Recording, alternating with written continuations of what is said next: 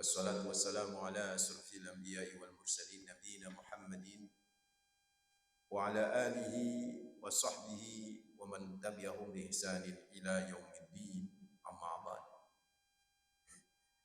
Fa inna asdaqal hadis kitabullah wa khairal hadi hadi Muhammadin sallallahu alaihi wasallam wa syarrul umuri muhdatsatuha wa kullu bid'atin dhalalah wa kullu dhalalatin finnar. Allahumma anfa'na bima 'allamtana wa 'allimna alladhi yanfa'una wa zidna ilma. Allahumma inni a'udzu bika an adilla wa dhalla wa zilla wa zalla wa adlima wa udlama wa jala yujala 'alayya. Wa sallallahu ala nabi Muhammad walhamdulillahi rabbil alamin.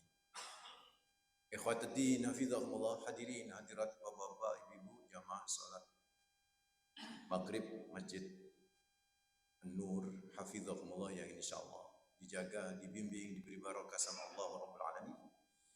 Alhamdulillah, pertama kita panjatkan rasa syukur kepada Allah Rabbul Alamin dengan wujud minimalis. Kalimat terbaik itu terus selalu kita ucapkan, yaitu kalimat hamdalah alhamdulillahi rabbil alamin. Yang kedua tentu salam salawat terus kita persembahkan kepada manusia terbaik Rasulullah Muhammad sallallahu alaihi wasallam dengan ucapan Allahumma shalli ala Muhammad wa ala ali Muhammad. Semoga salam salawat yang kita ucapkan kelak bisa menjadi amal soleh kita dan kelak bisa menjadi syafaat bagi kita di hari akhir. Amin ya rabbal alamin. Ibu bapak hafizakumullah, tema kita tentang model-model anak di dalam Al-Quran.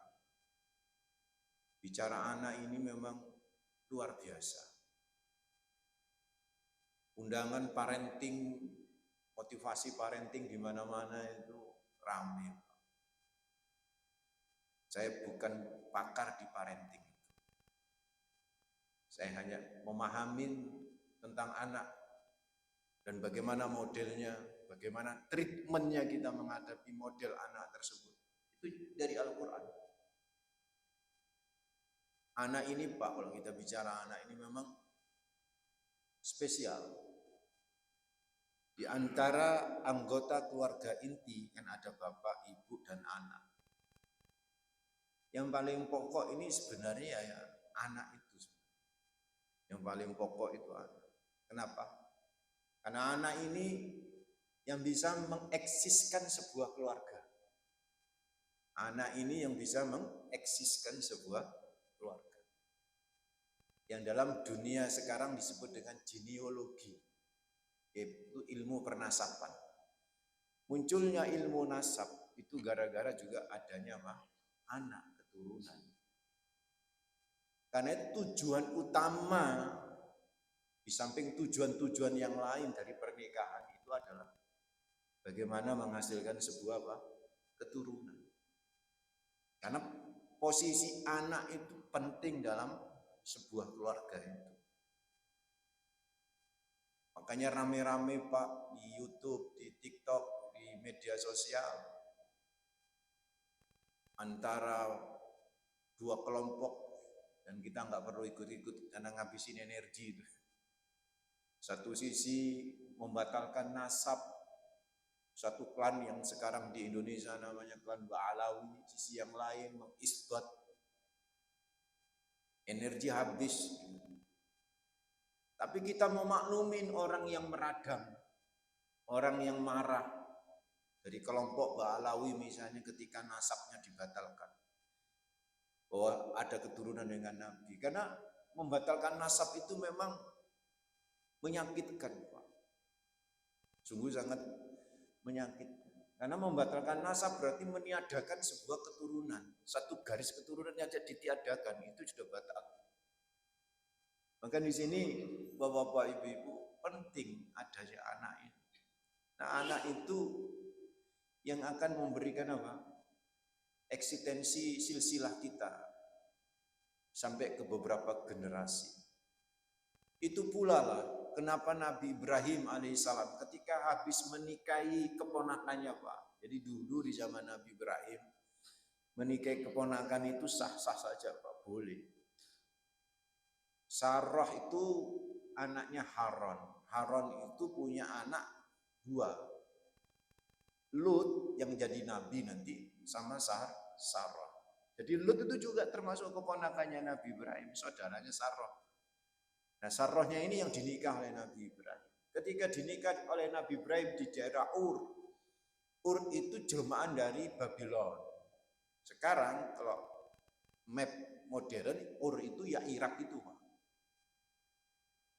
Ketika kemudian terjadi tragedi dengan Raja Namrud, dan kita semua tahu sampai dibakar itu kan. Dan ketika Allah turun tangan, ya narukuni bardaw wa salaman ala Ibrahim, menghentikan api untuk bisa membakar Nabi Ibrahim. Selamatlah Nabi Ibrahim. Tapi Nabi Ibrahim masih galau, Pak. Tetap gak bisa hidup di Ur. Akhirnya Nabi Ibrahim pindah. Dan perpindahan Nabi Ibrahim itu kan diabadikan dalam surat As-Saffat itu ayat yang ke-99. Inni zahibun ila rabbi sayahdin. Aku mau pergi ke Tuhanku, maksudnya ke Palestina. Jadi hijrahnya Ibrahim dan keluarganya itu siapa? Ya Sarah. Belum ada anak. Sarah, kemudian keponakannya itu saudaranya Sarah Lut, kemudian ayahnya Azar, dan kemudian Ibrahim itu sini. Berempat ini saja yang bergerak ke Palestina. Inni zahibun ila rabbi sayahdin. Nah, konon kata Syekh An-Nawawi Al-Bantani ketika menafsirkan surat As-Saffat ini. Jadi Nabi Ibrahim itu selalu berdoa selama perjalanan sampai di Palestina itu doanya cuma kepingin punya anak. Rabbi habli minas sholihin. Itu kan ayat yang ke-100 itu. Rabbi habli minas sholihin. Ya Allah anugerahkan aku keturunan dari kalangan orang-orang yang saleh. Dan itu terus menerus. Ini menunjukkan betapa pentingnya, urgennya akan anak itu hadir di tengah-tengah sebuah keluarga. Yang meskipun nanti 40 tahun kemudian baru diberi sama Allah, Pak, tapi bukan dari rahim Sarah, tapi dari rahim siapa? Yang pertama muncul Ismail, itu dari Hajar. Kemudian setelah itu Ishak alaihissalam. Dan kita semua tahu dari Nabi Ismail nanti menurunkan bani-bani Arab, Pak. Turun Arab sampai kepada Nabi Muhammad SAW. Sampai sekarang itu kan dari Bani Ismail itu. Yang dari Bani Ishak ada Yakub nanti ada 12 anak yang disebut Bani Israel. Nah, itulah kemudian Bani Israel. Itu gara-gara ada anak, sehingga keluarga Ibrahim ini bisa menjadi apa? Eksis. Jadi penting keberadaan anak dalam sebuah keluarga. Sama juga ketika Nabi kita Rasulullah Muhammad SAW itu ketika juga berkaitan dengan anak. Bapak Ibu tahu nggak? Putra Nabi itu ada berapa? Putra Nabi ada berapa, Pak? Putra ya, bukan putri ya. Putra ada berapa? Ada 3. Yang pertama Qasim. Ada yang menyatakan Qasim itu bukan. Jadi ada yang menyatakan 2. Akan terkenal Nabi Muhammad gelar lakopnya itu Abul Qasim. Ada Qasim, ada Abdullah, terus ada Ibrahim. 2 anak yang pertama itu dari rahim Khadijah binti Khuwailid. Dan anak yang terakhir ini Ibrahim itu dari Maria Qibtiyah. Dan semua anak-anak Nabi yang laki, Pak, sama Allah diwafatkan sebelum balik. Dan ini skenario. Lagi-lagi sangat terkait dengan masalah silsilah. Nasab. Kenapa anak-anak Nabi yang laki-laki itu diwafatkan sebelum balik? Karena Allah ingin memutus mata rantai kenabian itu sampai di Nabi Muhammad SAW. Karena kan yang namanya Nabi itu mesti laki-laki. Jadi ini ono anak lanang dari seorang nabi, kemungkinan bisa jadi nabi, Pak. Rata-rata semua anak nabi itu bisa jadi nabi, rata-rata. Kalau enggak cucunya. Kalau enggak ya cucunya. Seperti misalnya Nabi Ibrahim itu istrinya ada 3 yang kita tahu, Pak. Jadi ada istri yang lain namanya Qaturah. Nah, Qaturah ini nanti punya anak namanya Madian. Pernah tahu istilah Madian? Madian itu sebuah wilayah di mana di situ ada Nabi Syuaib alaihi salam. Madian nanti punya anak, anaknya juga punya anak, berarti menjadi cicit daripada Nabi Ibrahim. Nah, cicit Nabi Ibrahim atau cucu daripada Madian namanya Syuaib. Jadi rata-rata mesti jadi nabi. Rata-rata Pak. Sehingga dari sini putra-putra Nabi Muhammad SAW sama Allah diwafatkan sebelum balik supaya apa? Tidak ada klaim kenabian setelah Nabi Muhammad. Termasuk begitu indahnya skenario Allah, Nabi Isa alaihissalam juga nggak punya anak Pak. Nabi Isa nggak punya anak, jangankan anak, istri juga nggak punya. Nabi Isa alaihissalam baru sempat nikah gitu. Udah diangkat sama Allah.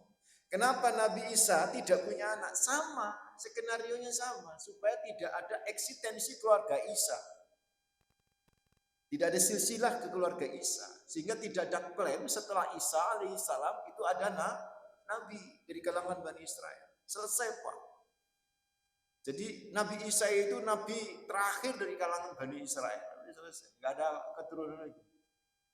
Beda dari mulai Yusuf, dari mulai Binyamin, dari mulai Levi. Levi nanti punya anak namanya Imron punya anak Musa. Terus begitu tuh Pak. Udah di jalur yang lain juga ada Nabi Daud, Nabi Sulaiman itu. Beda seperti itu. Memang sama Allah nggak dihentiin tuh nasabnya. Intinya Pak, bahwa keberadaan anak itu benar-benar bisa menjadi apa? Eksistensi sebuah apa? Keluarga. Untuk bisa mempertahankan eksistensi keluarga. Karena nanti muncullah nasab.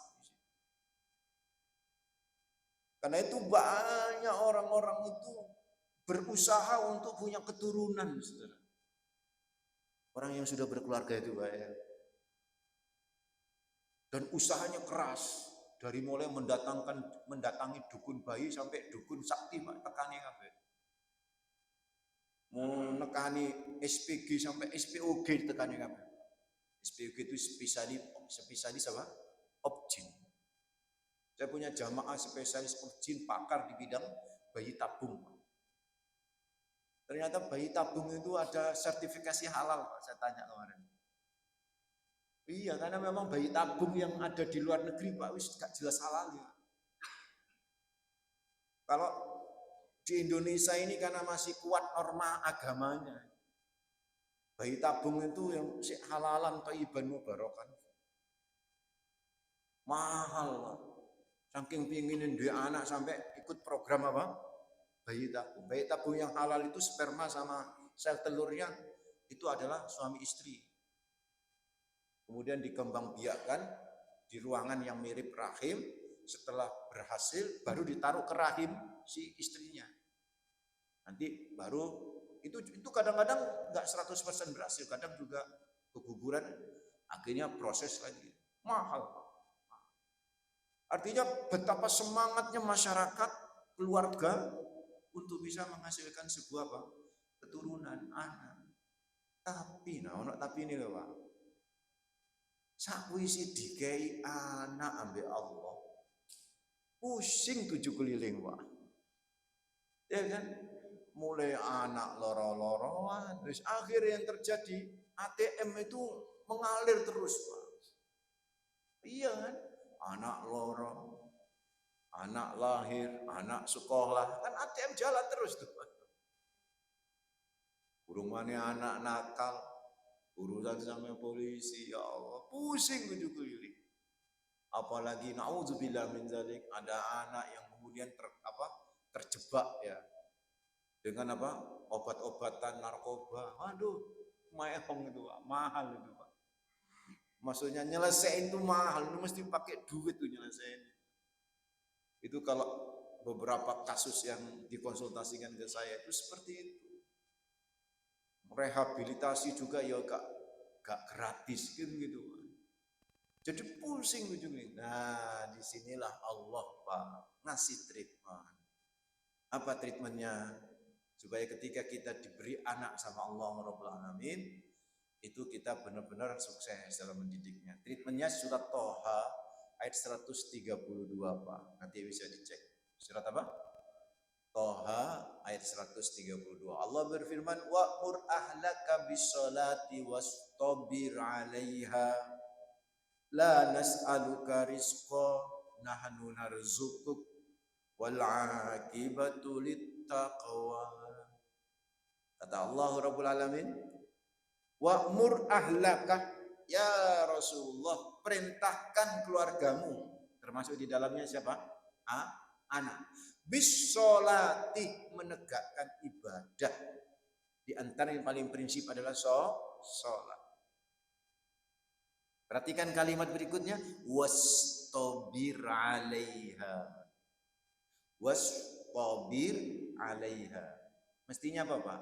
Wasbir 'alaiha. Mestinya itu. Tapi ketambahan huruf to, Al-Quran itu begitu, ya kan? Setiap ada tambahan huruf itu mesti ada sesuatu yang amazing di dalamnya, maknanya Pak. Nggak sia-sia huruf itu. Umumnya sabarlah, kan begitu kan? Ketika memerintahkan anak untuk sholat, sabarlah. Umumnya itu menggunakan kalimat wasbir. Dari kata sobaro yasbiru, isbir. Sabarlah alaiha, atasi ketika memerintahkan untuk anak ibadah. Tapi ternyata di Al-Quran menggunakan pakai to, ditambah apa? To. Jadi bunyinya apa? Wastabir. Apa bedanya wasbir sama wastabir? Kata para ulama, maksud saya ulama ahli tafsir, itu mengatakan ketambahan wastabir di sini, ketambahan to, menunjukkan bahwa yang namanya kesabaran itu ditingkatkan sungguh-sungguh dan berkesinambungan. Dengan bahasa lain, kenapa Allah tidak menggunakan wasbir?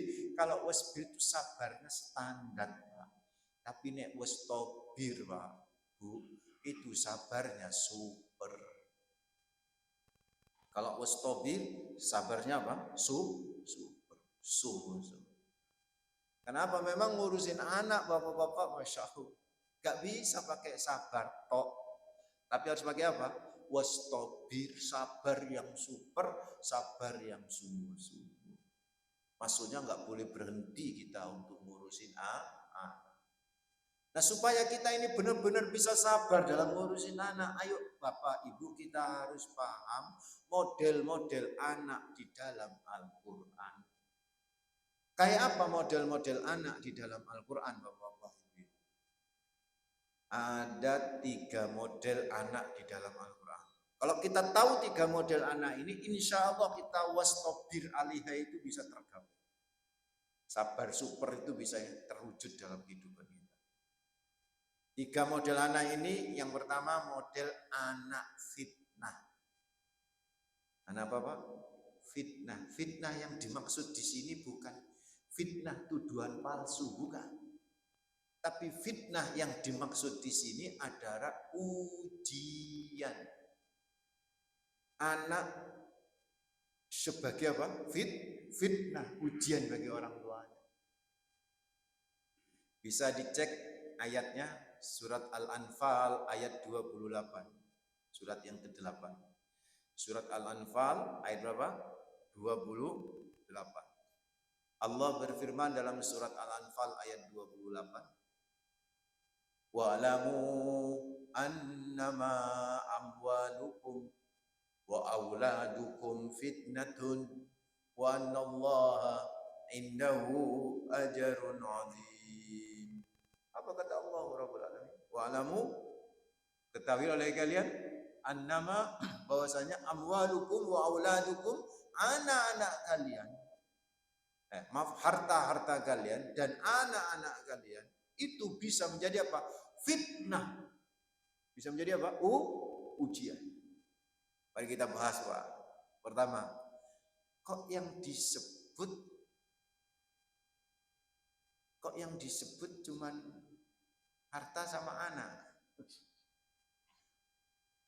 Bukankah istri bagi kita bisa jadi ujian, Pak? Betul nggak, Pak? Dan bukankah suami bagi seorang istri juga bisa jadi ujian, betul kan? Ini kok nggak disebut, yang disebut harta sama anak. Kenapa? Kata para ulama begini. Iya, istri juga bisa jadi fitnah bagi suaminya. Dan suami juga bisa jadi fitnah bagi apa? Istrinya, ujian.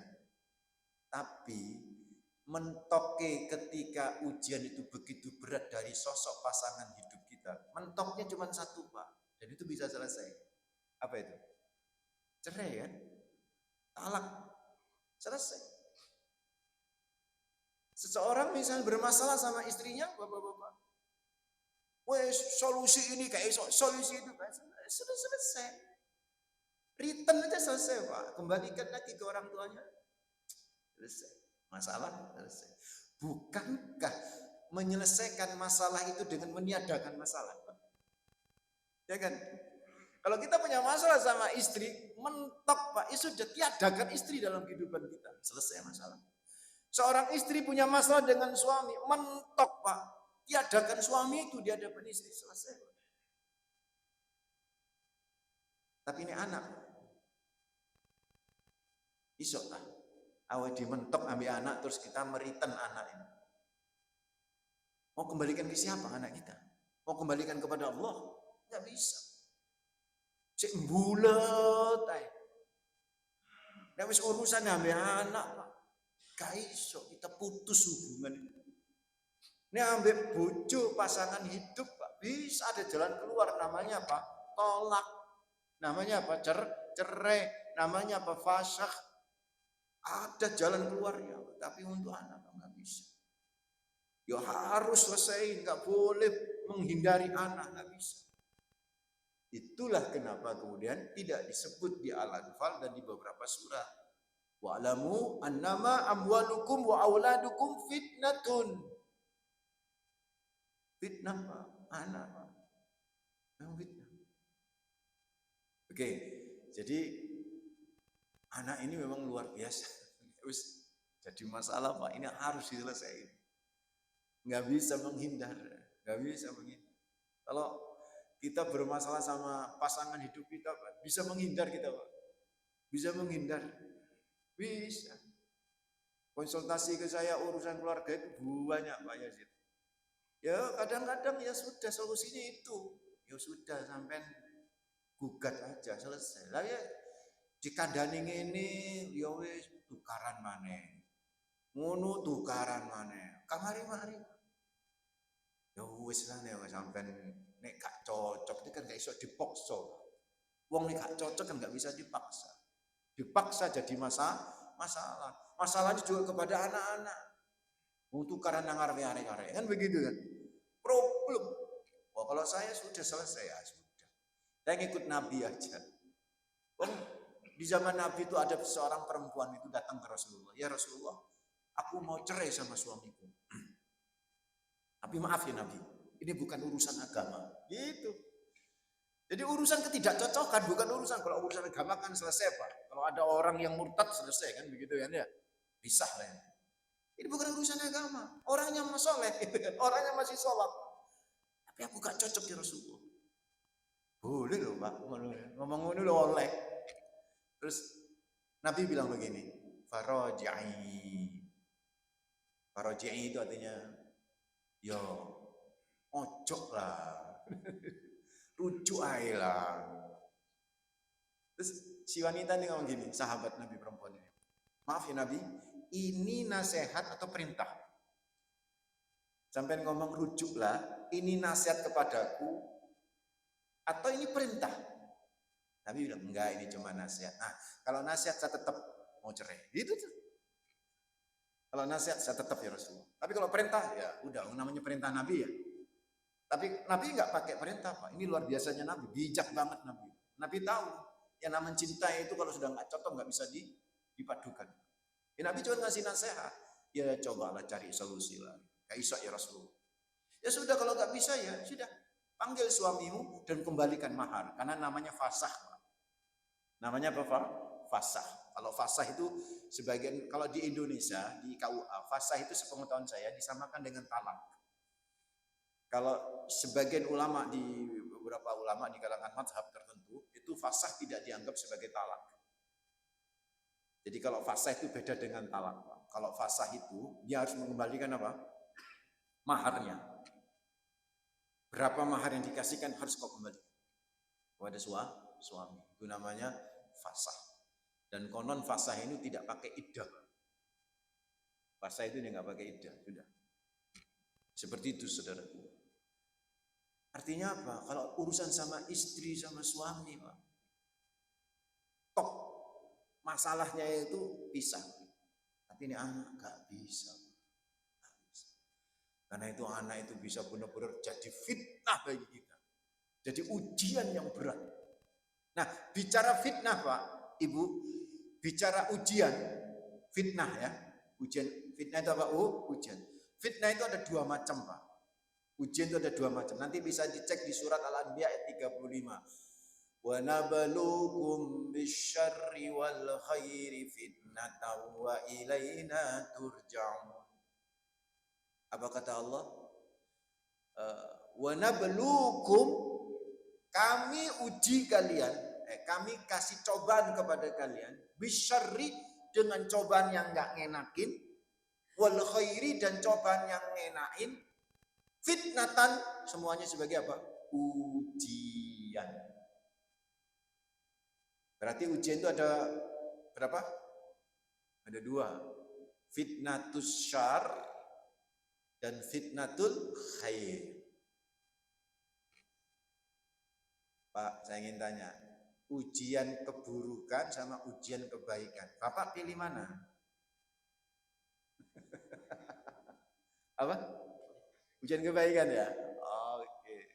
Kata para ulama, Pak, fitnatus syarra a'dhamu min fitnatiz dzarra. Ujian kesenangan, ujian kebaikan jauh lebih berat daripada ujian kesulitan. Why? Kenapa, Pak? Wong nek biasanya diuji angel, iku eling nek iku ujian, Pak. Tapi nek diuji seneng gak eling iku nek ujian. Betul enggak? Contoh nih, contoh Bapak. Bapak dapat duit. Bapak dapat duit. Pernahkah Bapak atau kita mas semua ketika dapat kenikmatan itu mikir iki ujian to Allah? Pernah Pak itu, Pak? Enggak, Pak. Misalnya dapat duit 100 juta. Alhamdulillah, ini ujian dari Allah. Saya dapat ujian 100 juta. Apa yang mau ngono? Ora, Pak. Baru ketika kehilangan duit 100 juta, ngomong apa? Ya Allah, nelpon Pak Yazid. Yazid, aku nak kena ujian musibah. Ya enggak? Tapi oleh duit 100 juta, Pak, enggak tahu telepon takmir masjid. Pak Tamir, aku dapat ujian 100 juta ini. Mau berbagi enggak? Enggak ono, Pak. Hah? Lalu. Masya Allah, saudaraku. Ya itulah, makanya benar ulama itu, Pak. Jadi ujian kesenangan itu angel saja nih, Pak. Angel apa? Karena justru semakin jauh dari Allah. Biasanya itu. Nah, kan kenapa ujian nggak menyenangkan itu sebenarnya ringan. Kenapa? Biasanya orang kalau diuji nggak seneng, Pak. Itu semakin dekat sama Allah, betul nggak?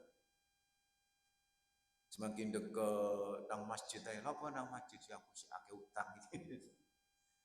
Coba Pak, nek gak ono utang tuh duit ake wis susah nang masjid. Itulah saudara.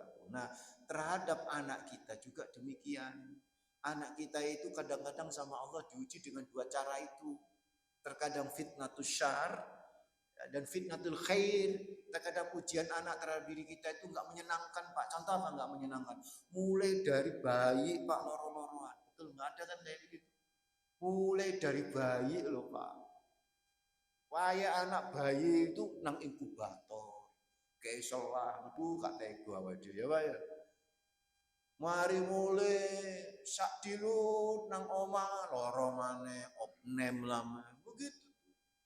Pas wae gede juga ya begitu Pak, ternyata maaf, ada kelainan secara pikiran sehingga muncullah namanya anak berkebutuhan khusus.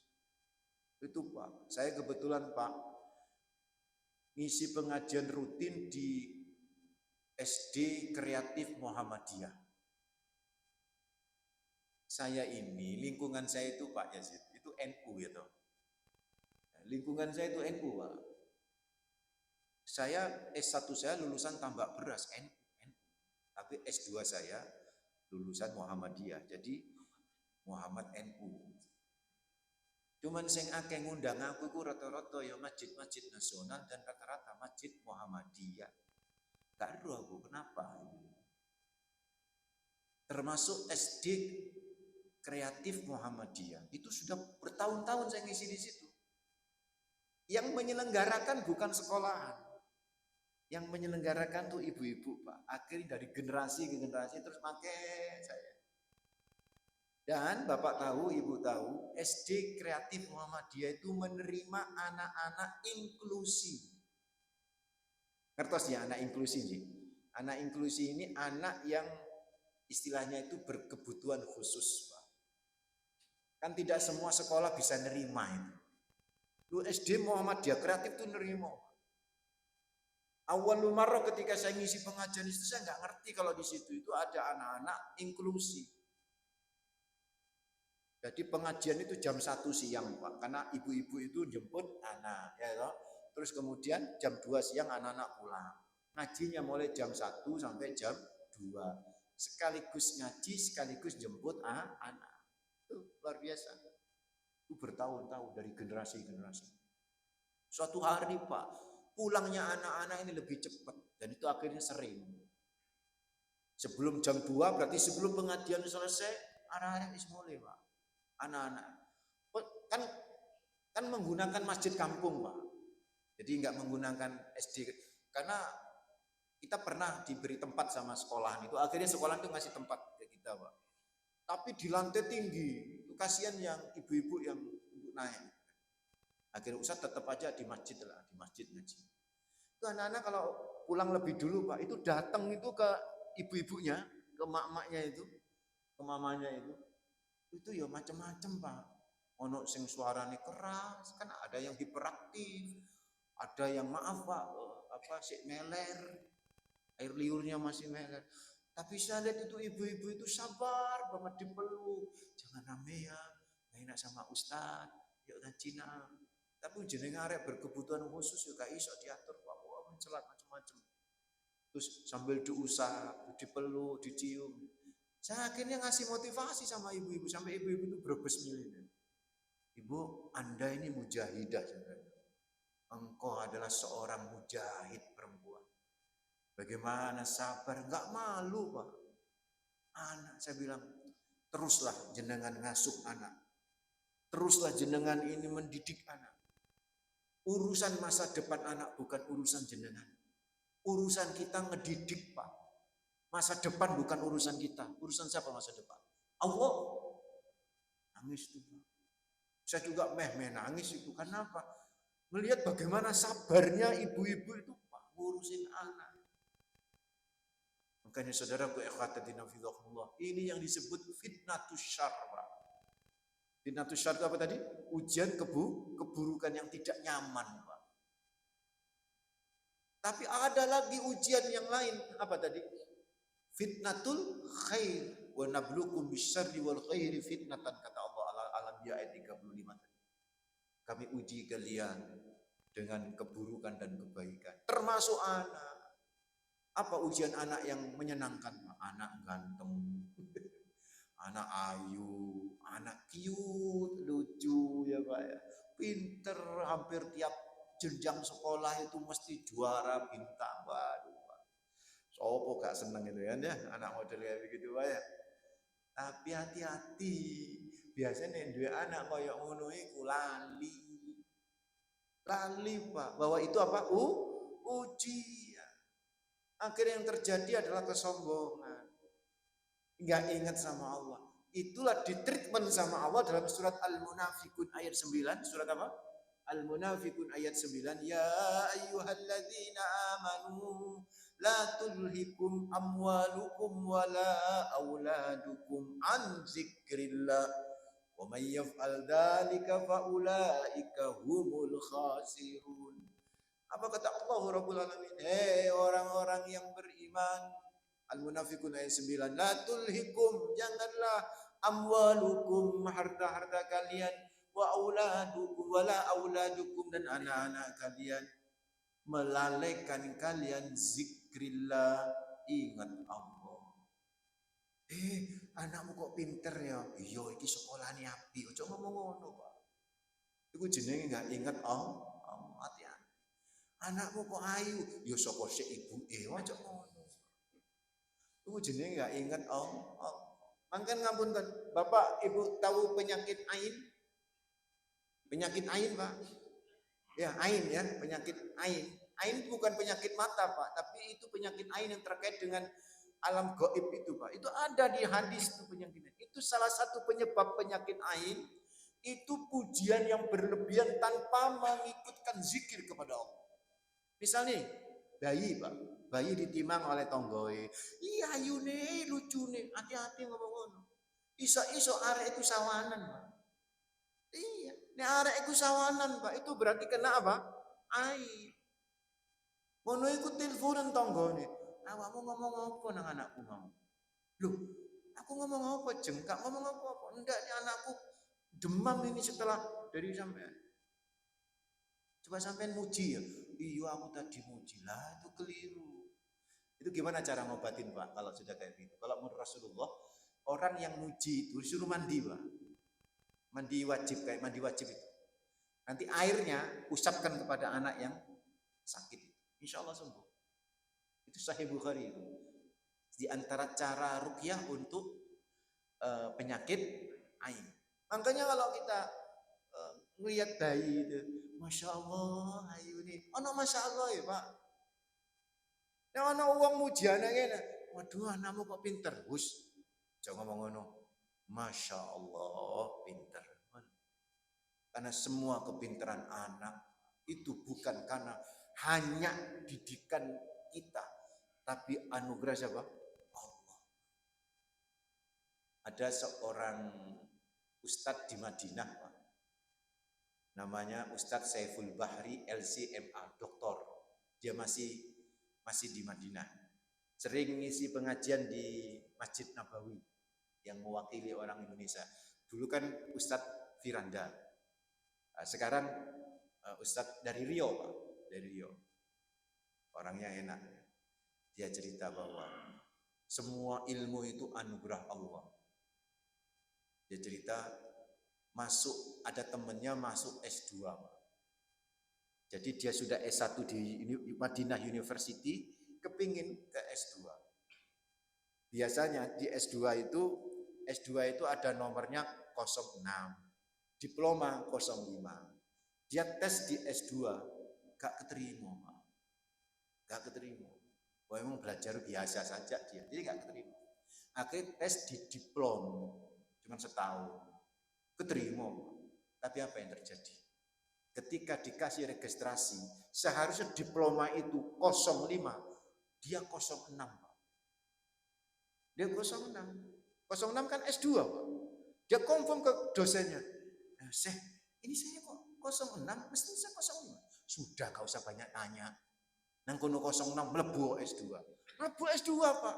Padahal awalnya dia enggak lulus. Sekarang jadi orang hebat. Itulah qadarullah itu. Jadi kalau kita harus kembalikan kepada Allah. Kalau kita dapat anak fitnah yang menyenangkan gitu, Pak. Semua kembalikan kepada Allah Rabbul Alamin. Isanya jam berapa? Kurang berapa menit? Kurang 4 menit ya. Itu, Pak ya. Anak fitnah. Saya percepat, Pak. Sebenarnya masih separuh perjalanan. Masih separuh perjalanan. Yang kedua, saya ringkas saja, tapi nanti kalau ada kesempatan pekan depan atau bulan depan kita bahas lagi. Anak musuh.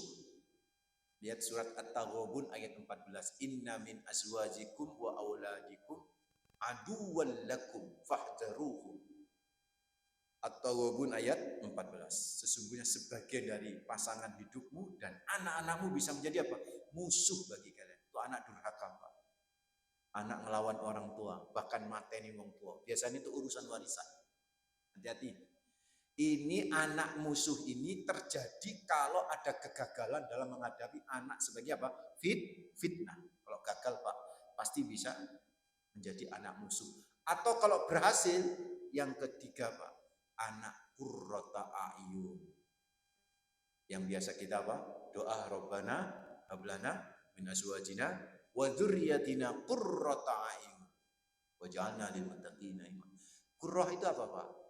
Qurrah itu tetesan embun. Ayun itu mata. Berarti maksudnya anak yang menyejukkan mata batin kita. Bukan karena cantiknya, Pak. Bukan karena gantengnya, bukan karena pointernya. Tapi anak ini kelakuannya ngadem no hati. Biasanya kalau sudah menyangkut ngadem no hati kelakuannya, Pak, itu menyangkut adab etika. Namun anak ayu, anak ganteng tapi kurang ajar sampai wong tua. Anak pinter tambah ngelama. Anak biasa-biasa saja tapi dikandani wong tua ya lembu. Monggo terserah. Waduh adem, Pak. Itu yang disebut qurrata a'yun. Kita berharap punya anak model kayak begitu. Apalagi anak pinter, anak ayu, waduh, adabnya tinggi, Pak. Mangkan ngapunten. Sehebat apapun anak kita, Pak, ayo tolong Pak, ajari adab. Ajari apa? Adab, etika. Adab itu sederhananya akhlak loh, Pak. Adab. Etika kita kepada Allah, etika kita kepada orang tua, etika kita kepada sesama. Ajarin, Pak. Sebagai penutup, saya pernah ngisi pengajian parenting di sebuah sekolah SMA terkenal.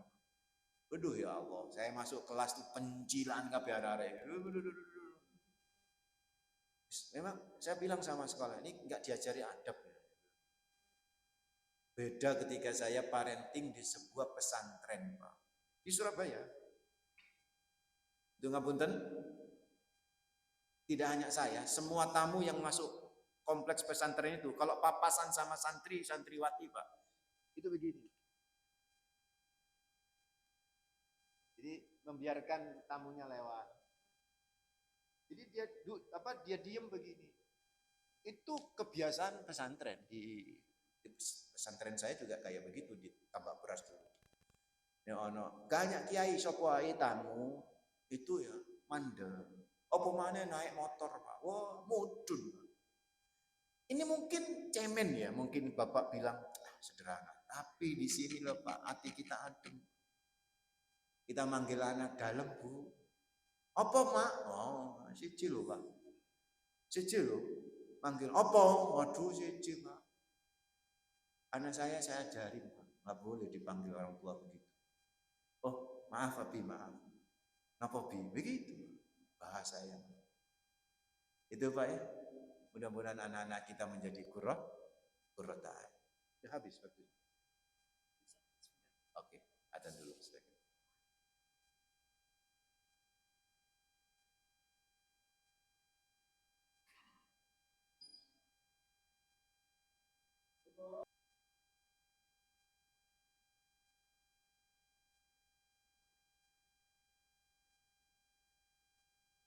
Ya, ada pertanyaan? Ya, silakan. Oh, ini ada pertanyaan. Ini pertanyaan ini ya. Ya, silakan dulu, jenengan dulu. Ya.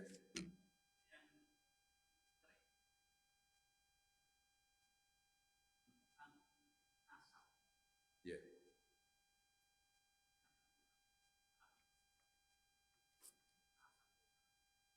Iya, betul. Iya, betul. Betul.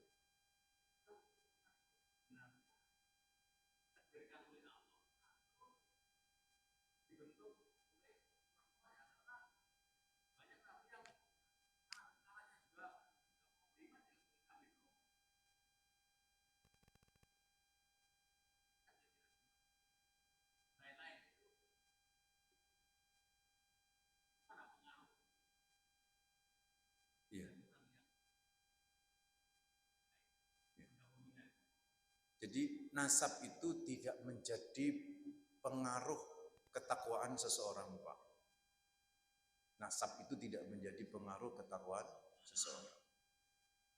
Yang menjadi pengaruh ketakwaan seseorang itu adalah ya ketakwaan itu sendiri dan keimanan. Jadi kesalahan anak keturunan kita itu bukan karena nasab kita tinggi atau tidak. Kalau bahasa kita, bukan karena itu keturunan Nabi atau tidak. Tapi karena memang dia beriman kepada Allah atau tidak. Ya banyak seperti kasus seperti yang tadi Bapak ceritakan tentang bagaimana dengan putra Nabi Nuh. Nabi Nuh alaihissalam. Nah, saudara-saudara Nabi Yusuf yang kemudian banyak membunuh dan sebagainya. Tapi jangan salah Pak, dari saudara Nabi Yusuf itu nanti juga menurunkan Nabi. Jangan salah. Bisa jadi saudara-saudara Nabi Yusuf ini yang seperti Levi, yang saya tahu Levi itu nanti garis turunannya ke Musa alaihissalam. Levi punya anak, nanti punya nama anak namanya Imron. Nah Imron nanti punya anak namanya Musa alaihissalam. Levi. Nah Levi ini termasuk orang yang berkong kali kong untuk membunuh siapa? Yusuf alaihissalam. Tapi bisa jadi karena kemudian anak-anaknya Levi itu beriman sama Allah, terus beriman, akhirnya melahirkan siapa? Musa alaihissalam. Jadi nasab itu penting dalam rangka untuk eksistensi sebuah keluarga. Tetapi bukan menjadi satu-satunya penyebab keberimanan seseorang atau selamatnya seseorang dari neraka. Selamatnya seorang dari azab Allah bukan karena nasabnya, tapi karena keberimanan dan kebertakwaan dia kepada Allah Rabbul Alamin. Itu kurang lebih ya. Ini ada pertanyaan. Assalamualaikum. Waalaikumsalam warahmatullahi wabarakatuh. Status harta peninggalan pasangan yang tidak punya anak secara syariat kepada siapa diberikan dan bagaimana pembagiannya. Jadi ini masalah warisan. Pertama, saya tidak terlalu pakar banget ya untuk masalah warisan. Jadi jawaban ini sekedar selintas saja. Nah, nanti kalau mau menyelesaikannya sebaiknya datang kepada KUA untuk ya di samping ini kalau nggak salah ya, untuk bisa memberikan alurnya Pak, memberikan alur. Jadi kalau suami istri tidak memiliki anak, kalau istrinya meninggal dunia Pak, maka suaminya berhak dari separuh harta istrinya. Kalau suaminya yang meninggal dunia, istrinya nanti dapat separuh ya, istrinya dapat separuh. Tapi kalau istrinya yang meninggal dunia, suaminya nanti dapat seperempat dari harta istrinya, bukan separuh, harta istrinya seperempat. Itu garis besar seperti itu. Terus sisanya gimana? Nanti sisanya itu ke kiri dan ke kanan Pak, ke atas. Ke atas kalau masih ada bapak ibunya itu nanti kan dapat bapak ibunya, ada bagian. Ke kiri ke kanan itu saudara daripada si mayit. Itu nanti akan dapat kalau tidak punya anak. Tapi kalau punya anak, maka Pak, yang kanan kiri nggak dapat. Paman-pamannya nggak dapat kalau ada anak. Ibunya yang dapat nanti. Orang tuanya itu nanti yang dapat. Begitu kurang lebih. Lebih detailnya kayak apa, saya itu nggak hafal bagiannya itu. Mesti saya buka kitab. Ada yang pakar di situ yang biasanya ngurusin masalah warisan. Wallahu a'lam, seperti itu. Oke, ada lagi pertanyaan? Ya, monggo Pak. Siap.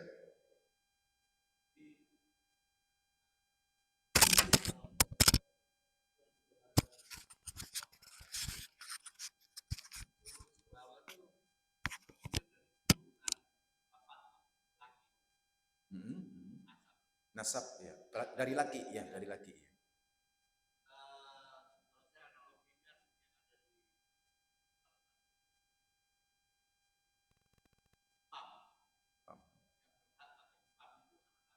Ada laki.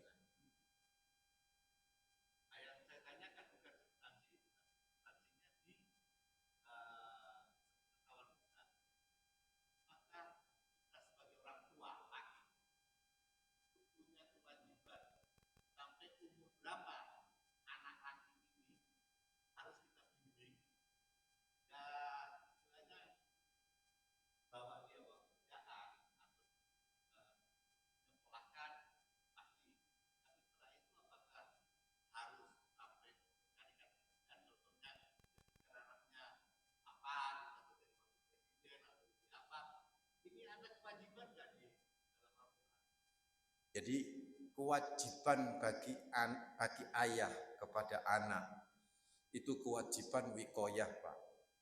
Wikoyah itu menjaga anak itu untuk selalu syariat, ikutin ajaran Islam itu. Sampai kapan? Sampai anak itu berkeluarga.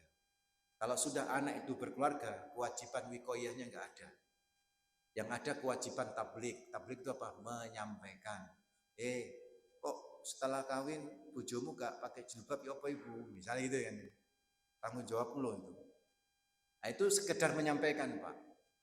Terus ternyata si anak laki-laki kita ini membiarkan istrinya gak pakai hijab misalnya.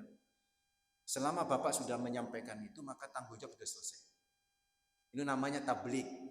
Beda kalau wikoyah, Pak. Kalau wikoyah ini ku anfusakum wa ahlikum naro. Namanya ku itu wikoyah. Artinya dijaga, Pak. Nggak boleh kita sekedar ngomong. Aku sudah ngomong kok. Misalnya anak kita nih suka dugem yang laki ini kan. Mau kemana kamu? Nggak boleh kamu. Nggak apa-apa. Ternyata dugem beneran. Ya kan? Terus besok tetap kita ngasih tahu, minta marahin, kita ngasih tahu. Nggak boleh berhenti, Pak. Nggak boleh seperti tablik. Kalau tablik wa ma alaina ilal balaghul mubin. Yang penting kan saya sudah menyampaikan, Ustaz. Nggak boleh begitu. Itu sampai kapan? Sampai anak itu berkeluarga. Itu namanya tanggung jawab wikoyah. Namanya tanggung jawab pendidikan. Sedangkan tanggung jawab yang Bapak maksud itu tanggung jawab nafkah. Kalau tanggung jawab nafkah, Pak, itu ya sampai, ada menyatakan sampai balik, sampai anak itu bisa bekerja sendiri. Ya. Tapi kan di dunia modern ini kan sudah beda, Pak. Balik itu kan SMP wis balik, Pak. Masuk di Jarno anak kan nggak bisa cari makan sendiri. Ikat tego tuh. Sehingga ada ulama yang menyatakan ya sampai dia bisa mendapatkan pekerjaan. Itu tanggung jawab nafkah. Kalau kemudian anak itu sudah bisa bekerja, bapak sudah nggak ada kewajiban memberikan nafkah. Begitu tuh. Ini tanggung jawab nafkah. Apalagi anak itu sudah apa? Berkeluarga. Ya, selesai. Tetapi ini namanya kewajiban loh, Pak. Tapi umpamanya masih bantu, itu namanya sodako. Api orang api loh, Pak. Ya toh, sodakoh yang paling baik kepada siapa? Kerabat kita. Kerabat kita yang memang sangat membutuhkan. Dia memang kerjanya gitu. UMR sakmono, bojone ya apa, anaknya sekolah. Ya kalau orang tuanya punya kelebihan, memang tidak kewajiban, Pak. Tapi sedekahnya itu bisa menjadi apa? Pertolongan yang sungguh sangat luar biasa. Bedakan, Pak, antara kewajiban sama hal-hal anjuran yang berkaitan dengan sedekah. Begitu kurang lebih. Wallahu. Cukup ya. Mudah-mudahan bermanfaat. Kita istighfar. Astaghfirullahaladzim. Astaghfirullahaladzim. Subhanakallahumma bihamdik. Asyhadu an la ilaha illa anta. Astaghfiruka wa atubu ilaik. Mohon maaf. Assalamualaikum warahmatullahi wabarakatuh.